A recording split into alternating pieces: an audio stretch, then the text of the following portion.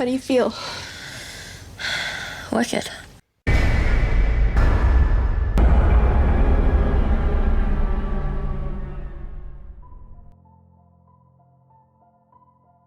I live in a small town in the Bible Belt, where the only thing to do is go to Walmart and GameStop. The first time something happened, it was last year, right around Mother's Day. I only remember this because I was in Walmart with my mother, and I separated myself so I could go get her some things. She went to get a couple of groceries, and I was 17. I'd gone around Walmart by myself or with a friend before. I figured I'd be fine, and for the worst part, I was. I finished my shopping and called my mom to tell her that I was done. We met up at the front of the store so I could get the car keys to put my things in the car without having to carry them around and wait for her to finish. So I got the car keys and I was heading out. I knew where we were parked, of course, and I only had 2 bags. I was glancing around a little at the little front place in front of the store where the buggies and front doors are, because there's a claw machine in there and my family loves claw machines. I decided there was nothing worth my time in there to try for, so I continued to go out the door. As soon as I got close, I noticed a man in a camo t-shirt and pants. He was leaning against the wall right next to the door, but as soon as I headed out, he kicked off the wall and headed out after me. I automatically noticed that he didn't have any bags, and he wasn't with anyone else. I just headed towards the car, but I noticed he was staying close behind me. And at this point, my heart was racing, and I started turning and cutting through cars just to make sure he was actually following me. He was. Every single car I went by, no matter where I turned, he was behind me. I took off running and ended up losing him, and I ducked behind some cars and then unlocked ours and then dove into it. I laid down in the back seat and watched in the rearview mirror as he walked behind my car looking around for me. I waited for another 5 minutes or so and called my mom. Then I got out of the car and took off running back into the store. As soon as I got back in, I found my mom and stayed with her. We shopped for another few minutes, and I eventually calmed down, clinging to my mother's arm the whole time. Eventually we finished and headed back towards the entrance, where I saw the same man, leaning back against the wall, right where he was the first time. I tensed up, and my mom noticed. She made full eye contact with the man, almost challenging him to do something. My mom is 5'4" and looks like she could be the sweetest woman, but if she's mad, she's scary. The guy stayed right where he was. The second time anything happened, it was less than a month ago. I was in the same Walmart with my best friend, who I live with now that I'm 18, and her little brother was there too, who's 17. We had looked at movies for a while, and I got some gummy bears, and right after we finished at the self-checkout, her brother, who we'll call Sammy for this story, remembered that he wanted to look at gel pads for his shoes, so he ran off to look at them. Sammy is a giant who looks way older than 17, and both him and his sister are very well versed in self-defense, so we didn't have any doubts that he would be fine. We just wanted to make sure that we could find him again, since he didn't have any time left on his phone, which is the main reason he wanted to go to Walmart with us in the first place. So he takes off, and I'm just standing there with my best friend, who we can call Brianna for this story. Brianna and I are waiting, and I really need to go to the bathroom. So I let her know, and she holds my bag, and I head towards the bathrooms, which are in the middle of the store, relatively close to where we were anyway, but just out of sight.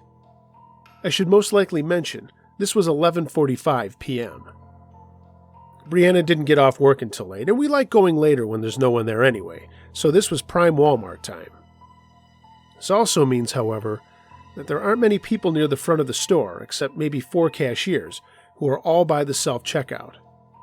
The only reason I couldn't see them from the bathroom was because of that wall right there they have in front that always has the Pokemon cards and the as seen on TV stuff. I made it to the bathroom, and right in front of it, there were 2 guys checking out with the only cashier in that section. One was an older guy. He was laughing and joking with the cashier, who was another older guy that I have a personal vendetta against for other reasons. Yeah, you know what you did, Carl. Anyway, as I was walking to the girls' room, I see the other guy who's just standing there, staring at me. He's tall, has light brown hair, and is wearing a brown Carhartt jacket and matching brown pants. I went into the bathroom to do my business, and as I was washing my hands, Brianna messages me that she's going to find Sammy since he hadn't come back yet, and that she'll be out by the pharmacy. I walk out of the bathroom, and I'm greeted with a sight that still sends chills down my spine. The cashier is gone, along with the older customer. The younger man, however, is still standing there and has been staring at the door waiting for me to come out of the bathroom. His expression was blank, and I was already scared because I was now alone with this guy, the closest worker on the other side of the store. I started walking down a lane that was a couple away from his, and I heard him turn and start walking after me. At this point, I start speed walking, and to my complete and utter luck, Brianna was walking down the aisle right at the registers, looking for me. I ran to her, and she automatically knew something was wrong. She grabbed the pepper spray she keeps on her keychain and saw the guy, who had stopped walking after me once he saw her. And he was just standing there, still staring. We quickly got to the self-checkout again, where Sammy was with a family friend of theirs that was shopping as well. He told us he was going to catch a ride with him, since the family friend was going to visit his dad anyway. We said our goodbyes and started heading to the side we had parked on, when we see Carhartt guy again. He was just standing there with an empty buggy, and watched me, and started walking quickly towards us and tried to swerve his buggy in our way. I shoved it away, and we took off running, and I turned back, and as we rounded the corner to see him turn our way and start walking, we bolted to the car and watched the entrance. He didn't come out of it, so we calmed our hearts that were beating faster than normal, and we quickly got the fuck out of there. So, creeper guys at Walmart, let's not meet again. Ever.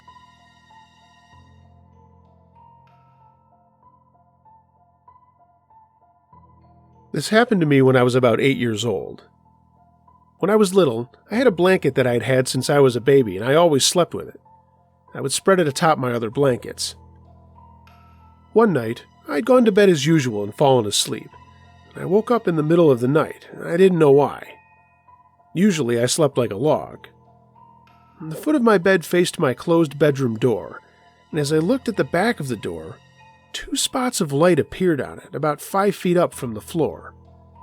They seemed to be swirling in circles, a sort of greenish-gray light filled with sparkly bits in it.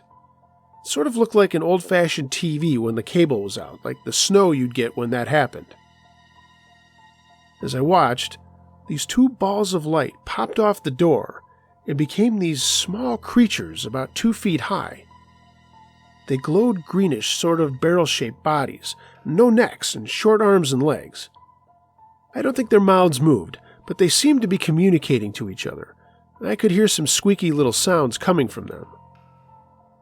One of them walked over to the end of my bed, and I sat there frozen.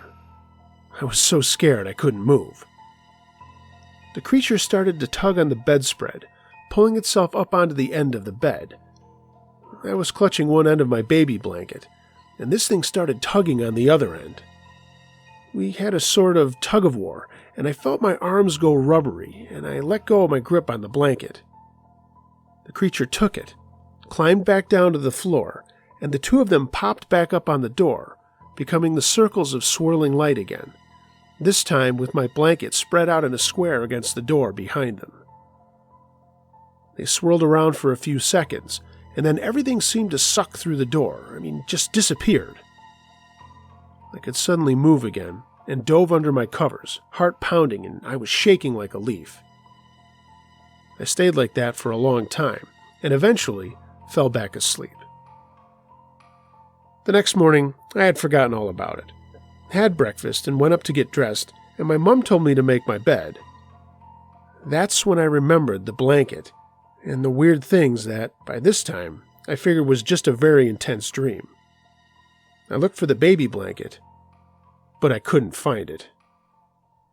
I tore my bed apart, looked between all the other sheets, looked under the bed, my closet, the laundry basket. I even asked my mom if she took it to wash, and she said no. I asked my brothers if they took it, and they said something helpful like, "No, we didn't take your stupid blanket." I started looking around the house, but I couldn't find it anywhere. I went down to the basement, and there it was, hanging in the middle of the room from the ceiling, from the floor joists of the living room above. It wasn't attached with anything, just one edge of it stuck to one side of the beams, and it was hanging down like a flag, like those things wanted me to find it. I told my dad the whole story, and he didn't believe me. I never told anyone else until just a couple of years ago. I'm nearing 50 now, and I remember it vividly. I swear that actually happened.